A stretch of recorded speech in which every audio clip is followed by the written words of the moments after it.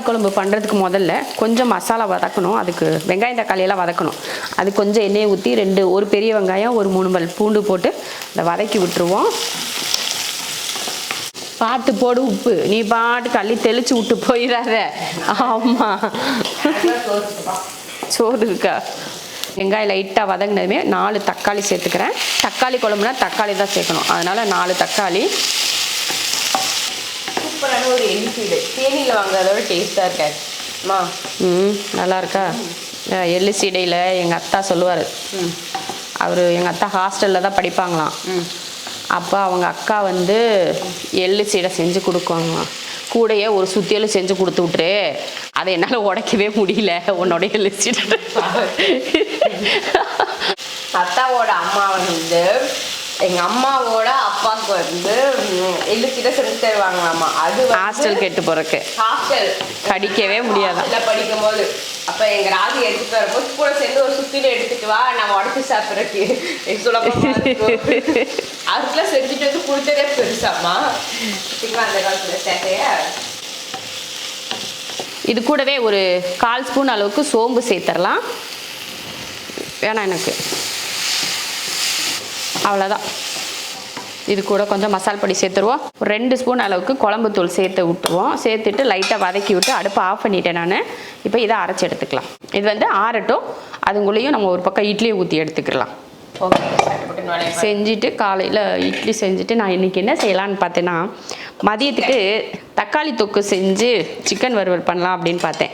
ஆனால் எல்லோரும் என்ன சொல்லிட்டாங்க தெரியுங்களா, ஒரு சீ ஃபுட் செஞ்சு கொடுங்க அப்படின்னு சொல்லி கேட்டாங்க. ரொம்ப நாள் ஆச்சு, எப்போ சிக்கன் மட்டன் இதுதான் செய்கிறோம், அதனால் இப்போ கடல் உயிரினங்களை வச்சு எங்களுக்கு செஞ்சு கொடுங்க அப்படின்னு சொன்னதுனால இப்போ நான் என்ன பண்ண போகிறேன்னா, கடைக்கு அனுப்ப போகிறேன். அஸ்மாவையும் அவங்க அத்தாவையும் கடலுக்கு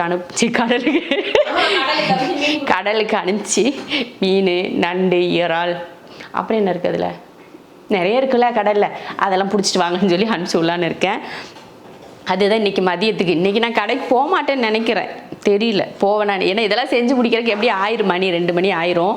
அதனால இப்போதைக்கு சாப்பிட்றதுக்கு பசிக்குது, அதனால் இதை செஞ்சு முடிச்சிடலாம். நம்ம இந்த குழம்பு வீடியோலாம் பார்த்திங்கன்னா நிறையவே நான் போட்டிருக்கேன் நம்ம சேனலில். அதனால இது உங்களுக்கு தேவைப்படாது. ஏன்னா உங்களுக்கு வேணும்னா நம்ம செரின்ஸ் கிச்சனில் எக்கச்சக்கமான ரெசிபிஸ் எல்லாம் இருக்குது, நீங்கள் போய் பாருங்கள். நீங்கள் வருஷத்துக்கு ஒரு வருஷம் முழுக்க செய்யணுமா அப்படின்னா கூட செய்யலாம், அவ்வளோ ரெசிபி இருக்குது செரின்ஸ் கிச்சனில். பாருங்கள், கண்டிப்பாக உங்களுக்கு யூஸ்ஃபுல்லாக இருக்கும்னு நினைக்கிறேன்.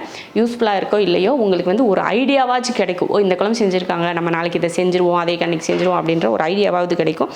அதை போய் பாருங்கள். இப்போ நம்ம இட்லியை ஊற்றுவோம். இட்லி ஊற்ற சொல்லி ஒருத்தியை பாருங்கள், சொல்லி எம்புட்டு நேரம் ஆச்சு, இன்னும் ஒரு பக்கம் வரவே இல்லை. நான் பெரிய இட்லி பாத்திரம் வாங்கினதுலேருந்து எனக்கு ஒரு ஜாலி.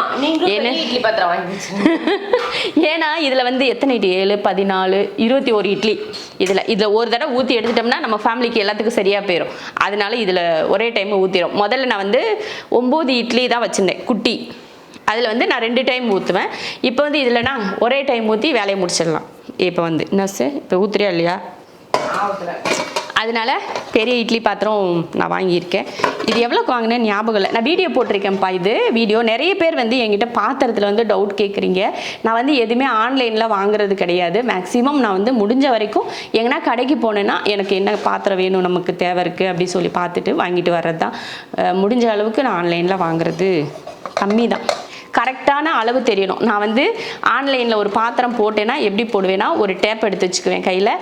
26 அதில் நம்ம சென்டிமீட்டர் கணக்கு தான் போட்டிருப்பாங்களா, அதனால அந்த சென்டிமீட்டர் எடுத்து இந்த பாத்திரம் ஒரு இடத்துல இந்த மாதிரி வச்சு இந்த இடத்துல அளந்து பார்ப்போம். 26 சென்டிமீட்டர் 24 இருந்துச்சுன்னா இந்த கடாய் இந்த அகலமாக இருக்கும் அப்படின்னு பார்த்து நான் வாங்குவேன்.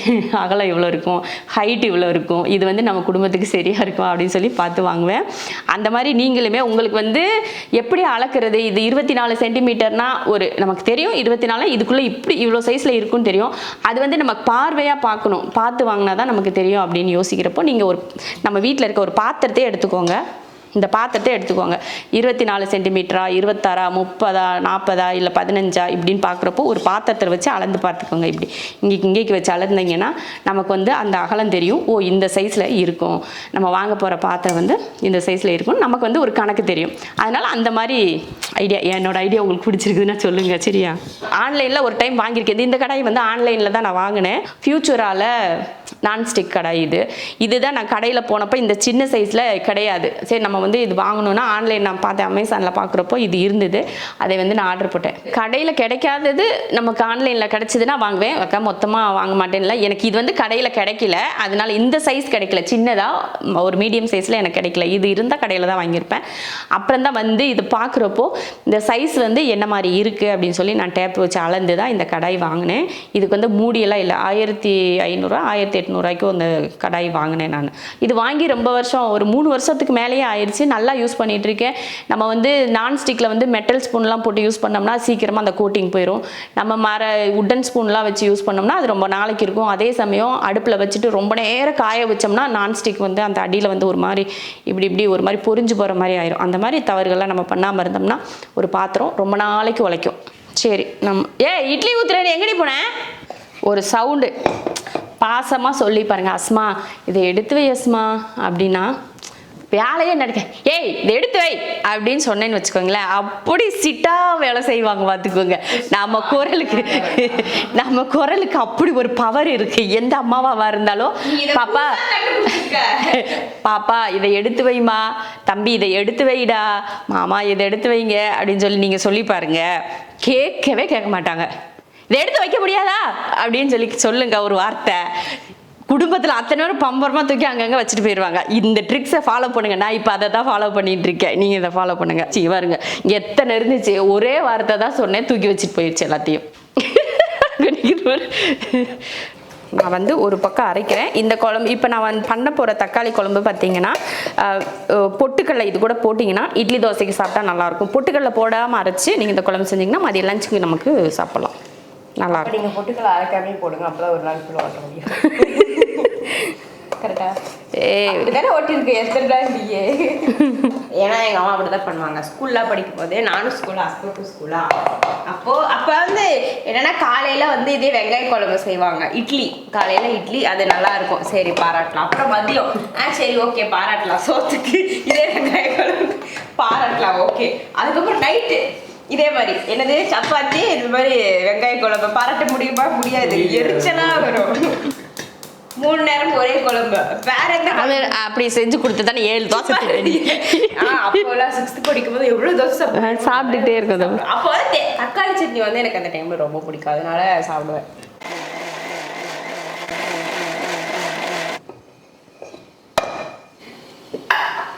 குழம்பு தாளிச்சிடலாம். தாளிக்கிறதுக்கு எண்ணெய் ஊற்றிடலாம். இந்த எண்ணெய் பாட்டில் இருக்குது பார்த்தீங்களா, இது வந்து ஓகே நல்ல எண்ணெய் பாட்டில். ஏன்னா அதிகமாக இப்படி எண்ணெய் ஊற்றினோம்னா சும்மா அந்த சைட்லலாம் லீக் ஆகிட்டு வராது. இங்கே வந்து ஒரு கட் ஆஃப் மாதிரி இருக்குது, அது வந்து நல்லா பிடிச்சிக்கும். அதை தேவையில்லை இப்படி எண்ணெய் கொட்டினாலும் வெளியில் வராது. நல்ல பாட்டில். ஆனால் அந்த எண்ணெய் ஊற்றுற அளவுக்கு நமக்கு வந்து பொறுமை இல்லை பார்த்துக்கோங்க. அதனால இதை ஓப்பன் பண்ணிவிட்டு அப்படியே ஊற்றிடுறது. ஒரு சிஸ்டர் வந்து கமெண்ட்டில் சொல்லியிருக்காங்க, இந்த எண்ணெய் பாட்டில் வந்து வேஸ்ட்டு, நான் 5 வருஷமாக யூஸ் பண்ணுறேன், வேஸ்ட்டாக போச்சு அப்படின்னாங்க. ஒரு பொருள் இப்போ எல்லாம் 1 வருஷம் யூஸ் பண்ணுறதே ரொம்ப பெரிய விஷயமா இருக்குது. 5 வருஷம் யூஸ் பண்ணியிருக்கேன்னு நம்ம சந்தோஷப்படணும். வெந்தயம் போட்டுடலாம், கருவேப்பிலை. வெந்தயம் பொரிஞ்சு கருவேப்பிலை போட்டு இந்த தட்டு ஃபுல்லாக வெங்காயம், அதாவது 150-200 கிராம் அளவுக்கு இருக்கும். சின்ன வெங்காயம் நான் சேர்த்துருக்கேன். உங்களுக்கு சின்ன வெங்காயம் வேணான்னா பெரிய வெங்காயம் சேர்த்துக்கோங்க. இதே ஃபார்மேட்டில் மீன் குழம்பு செஞ்சாலும் நல்லாயிருக்கும். கூடவே 2 பூண்டு பாருங்கள் போட்டிருக்கேன். எல்லாமே முழுசாக இருக்குது. நம்ம குழம்பு வெந்து சோறுலையோ இல்லை இட்லிலேயோ ஊற்றி சாப்பிட்றப்போ இந்த வெங்காயத்தை எடுத்து சாப்பிட்டா ரொம்ப நல்லாயிருக்கும். லைட்டாக உப்பு போட்டு வதக்கணும்னா வெங்காயத்துலேயும் உப்பு பிடிக்கும், சீக்கிரமாக வதங்கிடும். பாருங்கள், வெங்காயத்தை வந்து ரொம்ப கருக விடக்கூடாது. இந்த மாதிரி வதக்கிட்டு கூடவே ஒரே ஒரு தக்காளி சின்னதாக வெட்டியிருக்கேன், அதை சேர்த்துருவோம். குழம்புல வதக்கிறதுக்கு 1 தக்காளி, மொத்தம் 5 தக்காளி. நம்ம இதில் புளியெல்லாம் சேர்க்க மாட்டோம், புளி இல்லாமல் வைக்க போகிறோம். பேரே தக்காளி குழம்புன்னு சொல்லிட்டு புளியை சேர்த்தோம்னா அது புளி குழம்பு ஆயிரும்ல, அதனால் தக்காளியை மட்டும் சேர்த்து தக்காளி குழம்பு செய்வோம். ஒரிஜினல் தக்காளி குழம்பு. தக்காளி வந்து வதங்கிடுச்சு. இப்போ அரைச்ச மசாலாவை இதில் சேர்த்து விட்ருவோம். காரம் பத்தலைன்னா கொஞ்சம் மிளகாத்தூள் சேர்த்துக்கலாம். இருங்க ஒரு நிமிஷம். ஒரு 1/4 ஸ்பூன் அளவுக்கு மிளகாத்தூள். உங்களுக்கு காரம் போகுதுன்னா நீங்கள் சேர்க்க வேணாம், எனக்கு பத்தாது, அதனால நான் சேர்த்துறேன். சேர்த்து கலந்து விட்ருவோம். தண்ணி சேர்த்து விட்ருவோம்.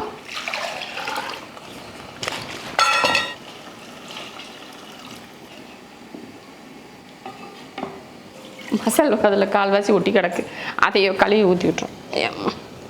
எதையும் வேஸ்ட் பண்ணக்கூடாது. வந்து எங்கள் அத்தா சொல்லியிருக்காங்க, அம்மியில் நல்லா அரைச்சி கழுவலைன்னா குழம்பு டேஸ்ட்டே இருக்காதுப்பா. அம்மியை நல்லா கழுவி குழம்பு ஊற்றுங்கப்பா, அப்போ தான் நல்லா டேஸ்ட்டாக இருக்கும் அப்படின்னு சொல்லுவாங்க. காரணம் என்ன தெரியுமா? நான் இப்போ தான் அதெல்லாம் யோசித்தேன். நல்லா கழுவுனாதான், அம்மி நல்லா கழுவணும் அப்படின்றதுக்காக குழம்பு ருசியாக இருக்காது, சீக்கிரம் நல்லா கழுவுங்கன்னு சொல்கிறாங்கன்னு சொல்லி கண்டுபிடிச்சேன். எனக்கு ஒரே வருத்தம் என்ன தெரியுமா? நான் நல்லா நிறைய சமைச்சு போடுறப்ப எங்கள் அத்தா இல்லை தெரியுமா? எங்கள் அத்தா இறந்து இப்போ 15 வருஷம் ஆச்சு. ஆகஸ்ட் 11ஆம் தேதி போச்சு பார்த்தீங்களா, அன்றைக்கி தான் எங்கள் அத்தாவோட இறந்த நாள். 16 வருஷம் ஆச்சு அவர் இறந்து.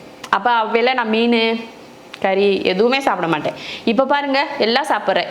அப்போ நான் செஞ்சு கூட கொடுக்க மாட்டேன், எனக்கு தொடக்கூட மாட்டேன் கறி மீன் இதெல்லாம். அப்போ அவர் பாவம் தானே, எங்கள் வீட்டுக்கு வந்தால் எதுவுமே சாப்பிட முடியாது. அதனால அப்போ எல்லாம் செய்ய முடியல. இப்போ எல்லாம் செய்கிறேன், அவர் இல்லை.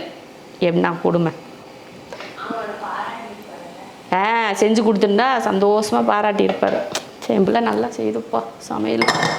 குழம்புக்கு உப்பு போடுறேன், ஸ்கிப் பண்ணிடாதீங்க. இல்லை குழம்புக்கு உப்பு போடுறேன், வீடியோவை ஸ்கிப் பண்ணிடா பாருங்க. உப்பு ஒருத்தவங்க கேட்டிருந்தாங்க கமெண்டில், குழம்புல உப்பு போடலை, எவ்வளோ தண்ணி ஊற்றுறேன்னு தெரியல அப்படின்ட்டு இருந்தாங்க. நான் கூட ஒரு டவுட்டில் என்ன ஆச்சுடா, என்னடா அப்போ வீடியோ ஏதோ தப்பாக இருக்கோ அப்படின்னு சொல்லிட்டு நான் போய் பார்த்தா எல்லாமே இருக்குது. எப்பா முதல்ல வீடியோ பார்த்தா தானே தெரியும் உப்பு போட்டாங்களா இல்லையா, தண்ணி ஊற்றுனாங்களா என்னன்னு சொல்லி. அதனால வந்துட்டா உப்பு ஸ்கிப் பண்ணிடுறாங்க. சேம் அதுதான் பாரு, சமையல்னு வந்துட்டா உப்பு போடுற இடம் தண்ணி ஊற்றுற இடத்துல அப்படியே இப்படி ஓட்டி விட்டு அப்படியே கடைசிக்கு போயிடுறாங்க. அப்புறமா இப்போ சேல் போடுறோம், கொட்டை எழுத்துற ஸ்க்ரீனில் ஆரம்ப வீடியோலேருந்து கடைசி வீடியோ வரைக்கும் அந்த சாரியோட ப்ரைஸ் வச்சுருப்போம், கோடு வச்சுருப்போம். அப்புறமா சொல்லுவோம், இதெல்லாம் விட்டுப்புட்டு ப்ரைஸ் என்னன்னு சொல்லிட்டு எல்லாரும் கமெண்ட் சிரிப்பாக தான் வருது. என்னத்த சொல்கிறது, கண்ணு முன்னாடி அந்த வீடியோவை அவங்க பார்த்துருந்தாலே தெரிஞ்சிருக்கு, ஓ இந்த சாரியோட ரேட் இதில் போட்டிருக்காங்களா இங்கே இருக்கா அப்படின்னு சொல்லிட்டு. என்ன சொல்கிறது, அவ்வளோதான். சரி இது கொதிக்கட்டும், நம்ம ஒரு தேங்காய் சட்னி அரைச்சிட்டு வந்துடுவோம். தேங்காய் சட்னி எல்லாம் வீடியோவில் காட்ட மாட்டேன், பயப்படாதீங்க. ஏன்னா என்னக்கா தேங்காய் சட்னி கூட எங்களுக்கு தெரியாதா அப்படின்னு நினச்சிக்கிருவீங்களா. அதனால் தேங்காய் சட்னி நான் காட்டுற மாட்டேன், அப்படியே செஞ்சிடும். எங்க அம்மா என்னடா கரிம ஸ்மெல் வருது, நான் இங்கே பாருங்க துணி பத்திக்கிட்டு இது ஃபயர் சர்வீஸ் கூப்பிடுங்க. நான் தான் இப்போ இந்த குழம்பு கேட்டேன், அப்படி எடுத்துருமா வருது எடுத்துடுறேன். பத்தி இப்போ நல்லா வருது பாரு, இப்போ நல்லா வருது பாரு. குழம்பு ரெடி. அடுப்பு ஆஃப் பண்ணி விட்டுறலாம். அதுக்கப்புறம் எதுவும் போடலாம் தேவையில்ல, மல்லித்தலை இதெல்லாம் வேணாம், உங்களுக்கு வேணால் போட்டுக்குங்க. அஸ்மாவுக்கு பசிக்குதாம்மா, ரொம்ப பசிக்குதான். அதனால் ஊற்றி இட்லியை குளிப்பாட்டி வச்சிரும். ஆக்சுவலாக நான் அப்படியே பொறுக்க முடியாமல் கொஞ்சம் சாப்பிட்டு.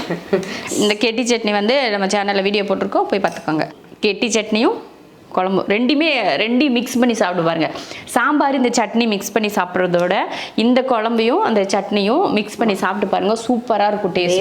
இதை கொடுத்துரு. அவ்வளோதான். இப்போ இட்லி எல்லாம் ரெடி ஆயிடுச்சு. இங்கே பாருங்க இப்படி வச்சுட்டு போயிடுச்சு அந்த பிள்ளை. இதெல்லாம் எடுத்து போட்டு கிளீனிங்க்கு எல்லாத்தையும் எடுத்து வச்சுட்டு விளக்கி எடுக்கணும், அது அப்புறமா செஞ்சுக்கலாம். காலையில் ஒரு டிஃபன் வேலை முடிஞ்சுது. அடுத்ததாக பார்த்திங்கன்னா லஞ்சுக்கு ரெடி பண்ணணும். முன்னாடியே சொன்னல அந்த கடல் வாழ் உயிரினங்கள்லாம் இப்போ செய்ய போகிறேன் நான். அதுக்கு தான் எல்லாம் ரெடி பண்ணி வச்சுருக்கேன். அடுத்த சமையல் போகலாம். காலையில் பிரேக்ஃபாஸ்ட் ரொட்டீன் முடிஞ்சு போச்சு. எல்லாத்தையும் கழுவி ஓரம் கட்டியாச்சு, அவ்வளோதான்.